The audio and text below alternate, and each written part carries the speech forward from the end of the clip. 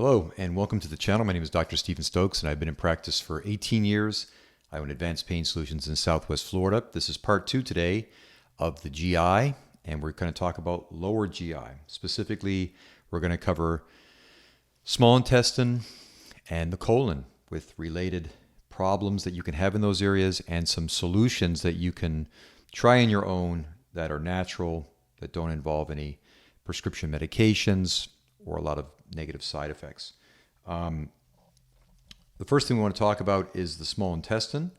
And the small intestine is where the food goes after the washing machine. I call it the washing machine after the stomach breaks it down. So by the time the food gets to the small intestine, it should be broken down pretty good, right? We don't want to see big food particles going into the small intestine. Now, in the small intestine, there is a hormone, and this is the most critical or the most important hormone with the small intestine, and it's called cholecystokinin. And cholecystokinin is a hormone that's released that relaxes the pyloric valve so food can pass into the small intestine. That's the first thing it does. It also signals the liver to release bile and the pancreas to release bicarbonate and enzymes, and it also deactivates the secretion of stomach acid. Cholecystokinin is a really important hormone because it does all those things. However, in people that have problems breaking down fat, and you'll know if you're one of those people because a lot of times you'll have problems after you eat a fatty meal, you'll get pain, you'll also have stool that floats. So if you're one of those people that has problems breaking down fat, a single cholecystokinin peptide known as CCK4 cannot break down. And this ends up crossing the blood-brain barrier, okay? And it moves into the brain and it stimulates the vagus nerve and activates that, hyperactivates that vagus nerve, and that leads to panic and anxiety. I have found in many people that suffer from anxiety and panic attacks, cholecystokinin is to blame. They can't break down fats properly. We get this peptide that crosses the blood-brain barrier, and it causes a sense of panic. It literally causes panic attacks. So one of the important things to start doing is to make sure that you start to break down your fats correctly in the small intestine, making sure that we have lots of bile being released, okay? And that brings us to talking about the gallbladder and the liver. So normally, if you're eating a healthy diet that consists of lots of healthy fats, you have a lot of bile being produced in the liver, and that's being stored in the gallbladder. And there's lots of it in there, and it's constantly being squirted out into the small intestine. That's normal. But if you're on a low-fat diet, or if you've been sick and you've had other reasons why you're not eating a lot of healthy fats, or maybe you're on a vegan type of a diet, well, this can lead to problems because you're not producing as much bile in the liver. The gallbladder is not going to have as much bile stored in it, and it's not going to be moving bile through that area. So you're going to get stasis, and when you get stasis, you can get the formation of these little crystals in the gallbladder that can lead to gallstones. So unlike what you may have been told, it is my opinion that gallstones are caused by not eating enough fat, okay, which goes against what the old traditional idea was of low-fat diets. No, that can actually cause gallstones. I did about a 1.5-year experiment where I ate a primarily vegetarian diet, high-carb diet, very low animal fats, almost none. And I did that for about 1.5 years, and guess what? I actually produced a 1-centimeter gallstone as a result of that. And I have a video on that, and I have a diagnostic ultrasound, and I checked it before and after, and I sure did. I produced a gallstone. I wasn't happy about that, and that was because of my low-fat diet. The way to correct that is to immediately start ingesting lots of healthy fats, which I did. I changed my diet. I began taking a lot of omega-3 fatty acids as a supplementation, which was calamari oil, and I also did something important. I started to add bile salts to my diet. And if you're interested in that protocol, you can look that up on my website. But in the meantime, you want to increase your fatty acids and you want to take bile salts. So you want to give your body a little bit of a kickstart so that it begins to break down those fats correctly. Please look into this, especially if you have problems with your gallbladder or if you get anxiety or panic attacks. I think it's worth looking into. Another side note is pepper has really been shown to reduce the effects of that CCK4 peptide. Specifically, how do they, I always pronounce this incorrectly. Is it called cayenne pepper? I always want to say cayenne pepper, but I'll put it on the screen. You know what I'm talking about. So you can get that in supplement form, and that has been shown to reduce the effects of CCK4. So again, if you're having problems with fat digestion and you're getting, as a result of that, panic attacks, anxiety, try this cayenne pepper. It really helps. Okay. The next thing I want to talk about is SIBO. And so lots of people have heard what SIBO, have heard the name SIBO. It stands for small intestine bacterial overgrowth. Over 20% of the population has this. This is a huge problem because what we end up getting is we get the flora, the bacteria that should be in the colon, ends up reproducing in the small intestine, causes all sorts of bloating problems and things like that. You can get a breath test for that, but I would like to share with you a simple way to test for SIBO and for gluten, in my opinion, gluten problems, and I call it the potato test. Here's what I want you to do. For 3 days, I want you to just eat meats, fish, chicken, olive oil, butter is okay, coffee and tea is okay. So you're going to eat this really high protein, high fat type of a diet. And you're not going to have any carbs. You can do that for 3 days. On the 4th day in the morning, I want you to get up and I want you to eat a single white potato, like a boiled potato. Eat that potato and see how you feel. If after eating that you have a lot of fatigue, pain, bloating, cramping, anything like that, then you most likely have SIBO, and I would recommend proceeding with my SIBO protocol. If instead you eat the potato and you have no side effects like that, but maybe you're still hungry, then go ahead and have an omelet or something using those same foods, those high protein, high fat foods. Eat that after. You most likely do not have SIBO. And then what I want you to do is for lunch that day, I want you to have pizza.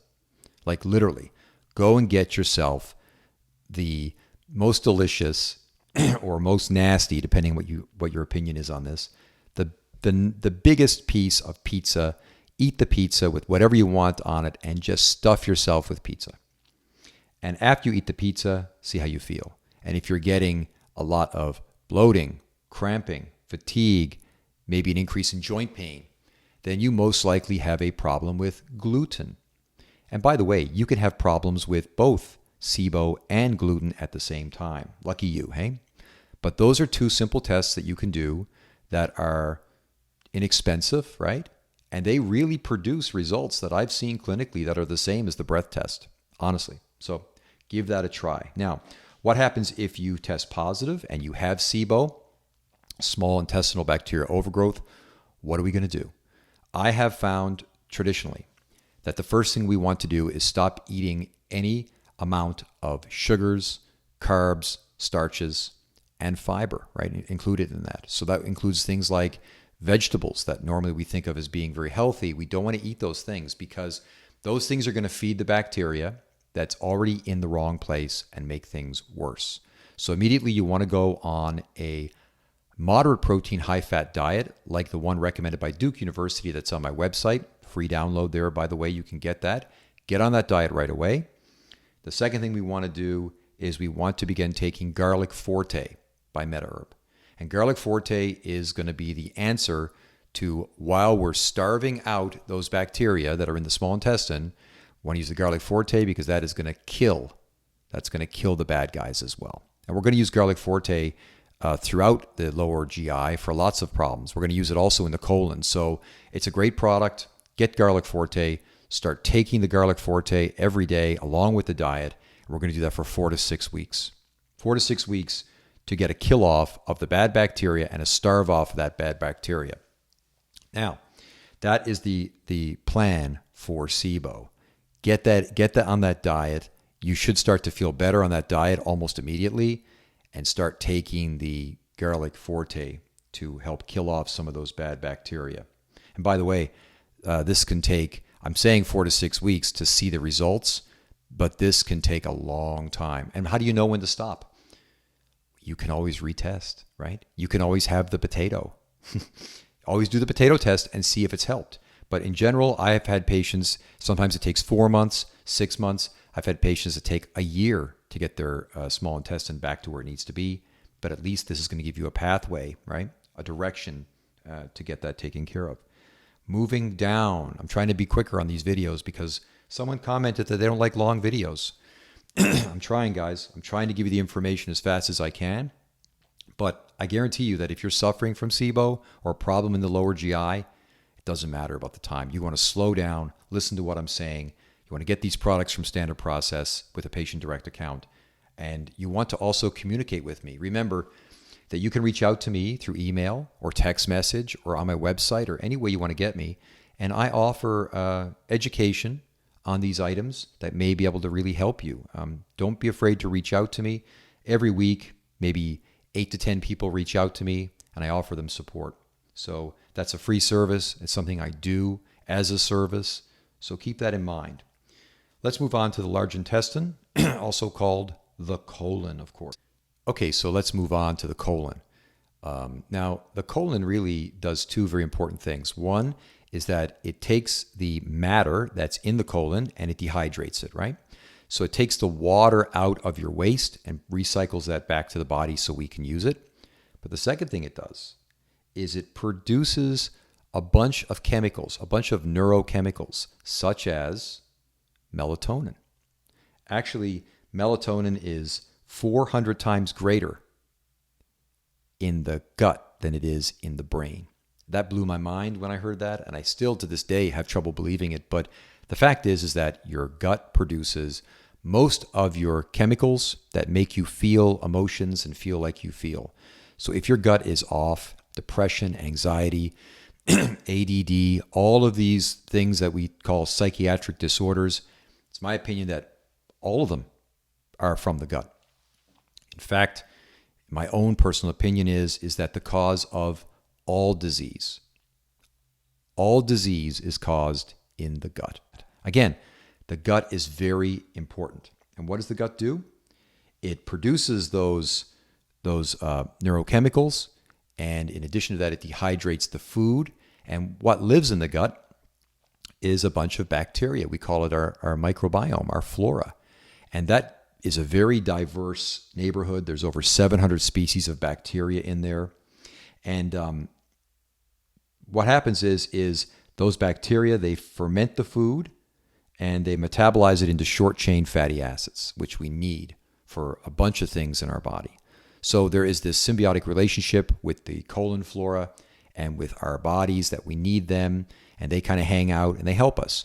And there's a lot of bacteria in there, and some of them are nasty, like E. coli, and some of them are very helpful, right? And so we're still trying to figure out which ones are good, which ones are bad, and how they relate to different things. If you're having problems with the lower GI, something that I found to be very useful is a stool sample test. This is costs like just over $100, and you take some of your stool, you send it to this lab. You can buy this directly from my website through Standard Process with a patient direct account. They test your stool, and in a couple of weeks, they send you a profile of all the bacteria in your stool with some correlations that may be very important, right? So you can see, for example, are you producing enough short-chain fatty acids? Do you have too much bad bacteria? Do you not have enough good bacteria? Is there a balance? Things like that. Because what can happen is that if your colon becomes overrun with bad bacteria, then that stuff can start to eat away the protective mucus layer in your colon that protects. The colon is very thin, and there's only like one cell of barrier between the colon and the blood. And so we protect that with a layer of mucus, basically. But if the bacteria in your colon, if they're angry, if they're not being fed properly, right, because of poor diet, or if they've been overpopulated with the bad bacteria, then they can start to turn on that mucus layer and eat it away for food. And as that mucus layer gets eaten away and there's no longer there, it won't protect us anymore. And now the bacteria can pass directly into the bloodstream, and that causes a major problem with our immune system. In fact, there's a lot of theories that this is where the root of all autoimmune diseases begin, things like multiple sclerosis, right?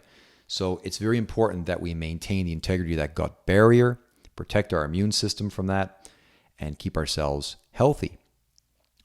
How do we do that? Besides what I already mentioned, well, if you have an overgrowth of bad bacteria in the colon, the first thing is you want to know what type of bacteria it is, and you want to know if you have parasites, you want to know if you have worms, you want to know what's living there that needs to be killed. Garlic is always safe. Garlic will kill bad bacteria, but leave good bacteria alone. That's why it's always my first choice. I love Garlic Forte. It's a great product. However, if you're really sick and you've got a lot of nasties living there, then we need the nuclear bomb. I call it the nuclear bomb. And so the nuclear bomb would be a product called Wormwood Complex. And Wormwood Complex is going to go down into that area and kill everything. It's going to kill the good. It's going to kill the bad. It's going to really reset the whole colon area. You still have to have that diet while you're doing this, but you can take the Wormwood Complex, wipe everything out, and then you can slowly work at building back the healthy colon flora. And how do we build back healthy colon flora? Do we use probiotics? No, we do not. I am not a big advocate of probiotics. I used to be, but then when I got sick myself, I found that they made me worse. And I found that my stool samples were showing that my bacteria in my colon was not changing, and I was getting sicker and sicker. And so the problem with probiotics is, number one, a lot of the probiotics we take, they don't get to the colon. They're just broken down in the stomach by the stomach acid. And also, you got to think, you've got a very select group of bacteria that's living in your colon. I mean, it's been down there since you were born, right? It's been down there since you started drinking your mother's milk and feeding that area and growing your own bacteria. So it's very selective, right? It's a very finicky group of bacteria. Suddenly you start introducing other strains of bacteria to the neighborhood. A lot of times the existing neighbors, they don't like it and they fight and they cause more problems. In other words, when you take a probiotic, it's not going to, even if it gets to the colon, it's not going to go to the colon and take up residence. It's probably going to pass right through, which means it's really not of any value. And I struggled with this for a long time. And I started to then take fermented foods, which I found were somewhat beneficial, right? I eat fermented foods. That gets down to the colon, like cabbage, like sauerkraut, for example, and that will feed the bacteria that are down there. And that does help repopulate the area. But nothing works as good as human milk oleosaccharides. And this is a wonderful thing that I discovered fairly recently. And human milk oleosaccharides, this is a component of human breast milk. Now, the human milk oleosaccharide supplements are not made from human breast milk, okay? But traditionally, human milk oleosaccharides, or HMOs, are a component found in breast milk. And this is the food that the breast milk gives to the baby's colon to build healthy colon flora, okay? And guess what? We're adults. We can take it too. We don't need to take breast milk, but we can buy a supplement that is the extract that has those HMOs, those human milk oleosaccharides in the extract, in the supplement. We can take that every day and we can get that down into the colon and feed the colon with that primal, perfect food. And over a course of maybe 30 days on stool tests, we see the repopulation of healthy colon flora with those HMOs. I've done it myself. I take it myself. It's a wonderful product. And Standard Process makes a product called GI Stability. And GI Stability has a perfect amount of those HMOs in the product. You can buy it. It's not expensive. And you can start to use that to repopulate your colon after you have wiped everything out with either Garlic Forte or Wormwood Complex. So somebody will say to me, well, you didn't cover constipation or diverticulitis or colitis, or what about Crohn's disease? Or what about, irritable bowel syndrome? My answer is, I've given you the tools for all those conditions. Start at the mouth, work your way from end to end of the GI tract. Start at the mouth, the throat, the stomach, the small intestine, and the colon. Work your way through each of these areas, correcting as you go.